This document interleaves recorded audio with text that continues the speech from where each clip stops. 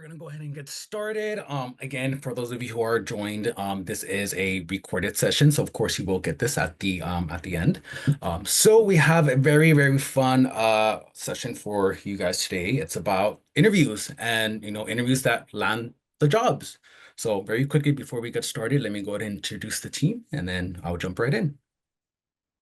So I'm Francisco Sigaran. I am the team lead, and with me I have Coach Krista Shambly and Kirsten Jensen. For those of you who haven't spoken to us, feel free, at the end of this session, reach out to us and we'll be more than happy to assist you. All right, so for today, we're going to be talking about interviews and how to land them. But before we get into it, I want to give you guys a little bit more details of how you can be successful in an interview. And we're going to be talking about these 5 topics right here, which is one, the logistics of it all, which is, the location, whether if it's a Zoom call, all that good stuff, the attire, what to wear, what not to wear, research, meaning what you want to know about the company, what the company is about, questions, some questions you want to prepare, the interviewer ready to ask, and practices, how you can practice to become a better interviewer. So the very first one is the logistics, which is actually very important. So first one, location. You definitely want to know where the location asks for the interview, because sometimes it can be in person or it can be a Zoom call. So if it is in person, you want to make sure that you are familiar with the location. Hop on Google, Apple Maps, Waze. You want to make sure that you want to get there on time and you know the proper directions for that. If it is a Zoom call, you want to make sure that you have the proper links. You have the Zoom call. Sometimes it might be a Zoom call, sometimes it might be Teams. And sometimes I've noticed that some of these other facilities, they might use a different platform. So you want to make sure that you have the proper app downloaded so you don't have any issues when you are jumping into the Zoom call. With the whole, location, you definitely want to make sure that like it's the right one. I've noticed that there are some facilities that have multiple facilities. So it could be that you're being sent to the main office while they have 5 different offices in the main city. So you want to make sure that you have the right facility. Trust me, I've seen it. I've had candidates myself who've gone to the wrong facility without confirming that it was the proper one. So definitely we want to make sure that you have the right address. And hey, if it's a Zoom call, you want to make sure that you have the proper links. You want to make sure that it works. With Zoom, you also want to make sure you have proper lighting. For example, right now, my lighting looks pretty good, but if I was in a Zoom call, I would most likely turn on the good lighting, open up, my blinds. You want to be present. One thing about being in a Zoom call, yes, you are in a Zoom call, so it's a bit different type of a feeling that you are in person. So you kind of want to make it known that you are present, meaning you want to be really focused. Like, for example, like if I was doing an interview right now, I'll be very self-centered and making sure that I have good eye contact. Of course, with Zoom, there can be many distractions. So you want to make sure that you have everything cleared off. Nothing is distracting you because you want to make that interviewer know that you are present. Secondly, the time. You want to make sure that you arrive on time. And if you aren't gonna arrive on time, you know, use your language, reach out to your recruiter or reach out to, one of us, your coaches or anything, anyone that you're being in contact with, that if you are going to be late, you let them know. The worst thing that you ever will always want to do is not show up or even be late and not letting us know. That's going to leave a really bad impression on the interviewer, and most likely you won't even get a call back. You also want to know who is in the meeting. Some things that I've noticed is that when most people are going to go into an interview, they don't really fully know who they're going to be meeting with. And that's really important because you could be meeting with the HR specialist, you can be meeting with the hiring manager, or it can be a panel. So you want to really make sure that you kind of know who is going to be in the meeting. So you're not hit with, oh my God, there's going to be like 4 people in, one interview. So these 4 steps in the logistics going to be very important for you. All right, I'm going to go on to the next slide and go ahead and take it away. All right. So another thing you have to think about is attire. You have to kind of have an idea of what the job is that you are applying for and interviewing for, and kind of the expectations. So if it is like a medical assistant position, it's totally fine to be wearing scrubs, because that it would be an expected attire that you'd wear at work. But if it is like, let's say, a patient care rep position, no, yeah, you'd want to dress for the job that you are applying for. So, for that, definitely like, some pants, not jeans, button-up shirt, something kind of a nice blouse, something like that, just to be able to kind of showcase a professionalism.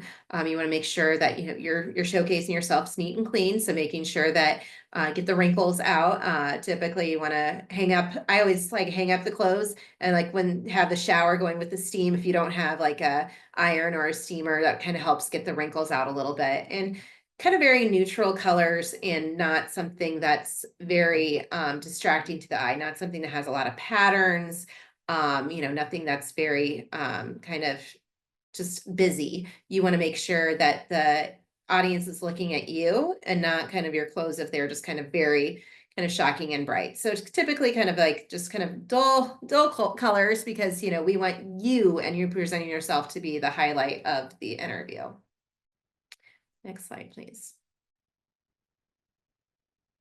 Oh, and also one thing I want to throw in, Kirsten, is if it's a Zoom call, make sure that you also have that great attire in Zoom. I get it. It's Zoom. You're not going to really be in person, but from experience, I've had some people jump in and they're either wearing a sweatshirt or they're wearing a design shirt with, something inappropriate. So you also want to keep that in mind as well. And that also gives you a feeling of kind of that confidence as well. Thank you, Cisco. And then definitely when the number one thing that we're hearing back from employers is when people are interviewing that they don't have any idea about what the company does or anything like that. Like I've even had somebody when they were in an interview ask, why are you interested in us? Well, I just saw you're hiring and I need a job. No, you want to showcase your interest in the company. So make sure you do your research.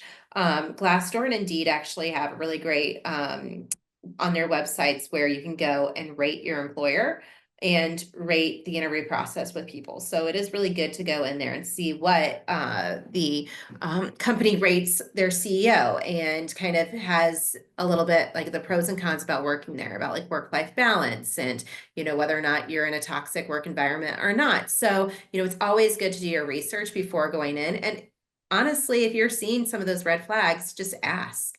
At the end where they're like, well, tell us a little bit about, like, do you have any questions? Like I've read in Glassdoor that, some of these concerns, can you address them?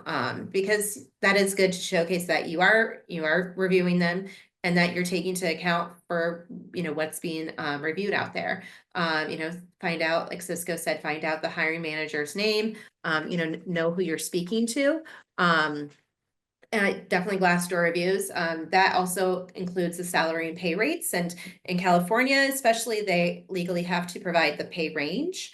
But that is also good for you to know. If you go into the interview and you hadn't looked at the pay range, and they said, oh, this is starting at 17 an hour and you have to have at least 20 to leave your current job, then that's just wasting your time and their time. But at the same time, if they're saying this is what our salary range is and it's different than online, bring that up, because that will showcase that you did your due diligence and your research. And also their mission and values, looking to see what they hold dear. And, that's another thing that you can look off those reviews to see if they actually practice what they preach. And then you can also bring that up in the interview, like, why do you want to work here? Well, because your mission to help underserved communities, and my community really resounds with me. Stuff like that, that really does showcase that you're doing your due diligence. But also remember, they're interviewing you, but you're also interviewing them. So you really want to make sure that you come prepared. Next slide. All right, thanks, Kirsten. So now we're going to talk about questions, and this is a huge part of an interview. So there's two parts to the questions. One is going to be questions that they're going to ask you, and then questions that you ask them. Just how Coach Kirsten was saying, it's really important that you're also interviewing them, that you're showing that you're interested in the company and that you're engaged. So preparing for interview questions, you might be asked. Anticipate common interview questions and practice your responses. Practice is really, really important. Something that we've suggested to our grads is if you would like a list of interview questions that you might be asked, you could copy the job description of the job that you're applying to and your resume and put them in ChatGPT and ask ChatGPT to create a list of questions that you might be asked about that job. This way, it's bringing in your expertise and asking kind of those more personal questions about your experience, but also the types of information they need for the job. So that's a really great way to get some different ideas on what to practice. Anytime you can showcase your skills, experience, education, significant accomplishments, show it off. This is your time to do that. Anything that you can do or say to put you apart from the crowd, giving them examples of your work, these will help you stand out in the interview process and hear back sooner. At the end, whenever they ask if you have any questions for them, the answer is always, always yes. I recommend asking at least 2 to 3 interview questions to the company at the end. Questions that you can ask are not going to be related to PTO or vacations or time off. You want to really avoid those topics during this interview. You can discuss that later when you get to the job offer. So different questions that you can ask that'll give you some insight would be, what is the company culture like? Can you describe a week or a day on the job? What do you like about working here? What opportunities are there for professional development and growth? And then how often would I be interacting with other departments and specialties? These are all really great questions to ask. Can you go to the next slide, Cisco? And so the second most important thing is to practice.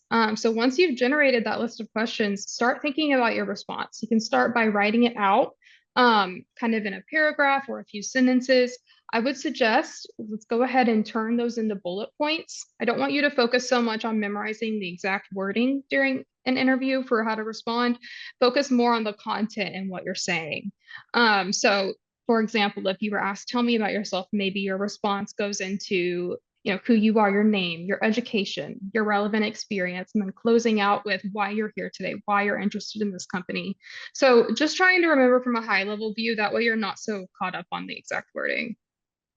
You can also practice recording yourself. I know that there are some AI tools that can actually evaluate, your response verbally, and then also practice standing in front of a mirror. I know it sounds silly, especially with tell me about yourself, especially with strengths and weaknesses. You want to make sure that not only are you giving the right answer, but you're also giving the body language and the presentation that you want to convey. So this is really, really important. All interviews are going to rely on body language and how you present yourself. So make sure if it's virtual or if it's in person, you're always dressed, even though you only have to have a shirt on, get all the way dressed up. It's going to help boost that confidence, like Coach Kirsten was saying earlier. With virtual interviews, you're going to want to log on at least 15 minutes before the interview to make sure that there's no technology issues, to make sure that you have a blank background behind you. So typically this is a blank wall. Make sure the lighting is okay, like Coach Cisco was mentioning earlier. It's really important that you join with your video on, you're engaged, and there are no distractions or noises around you. With eye contact in interviews, it's typically pretty important. On Zoom, that can be a little bit more tricky. So just make sure you're kind of occasionally glancing up into the camera, kind of how I am right now, not staring directly at the camera the entire time. But you just want to mimic that feeling of eye contact. It'll really help with the connection. For in-person interviews, same situation, arrive early. And let them know that you're there early. Go in to whoever's at the front desk, whoever's at reception, and let them know I'm here for my interview. That way the interviewer knows you've been there. It makes a really good impression if you show up early. You can also print off copies of your resume to pass out to the other interviewers. This shows that you're prepared and you're organized. You can also keep a copy for yourself so that if you lose your train of thought or blank out, you can reference your resume and bring up something to keep the conversation flowing. All right, Cisco, you want to go next slide? Okay, so we are going to do a simple interview role play today. I'm going to interview Coach Francisco.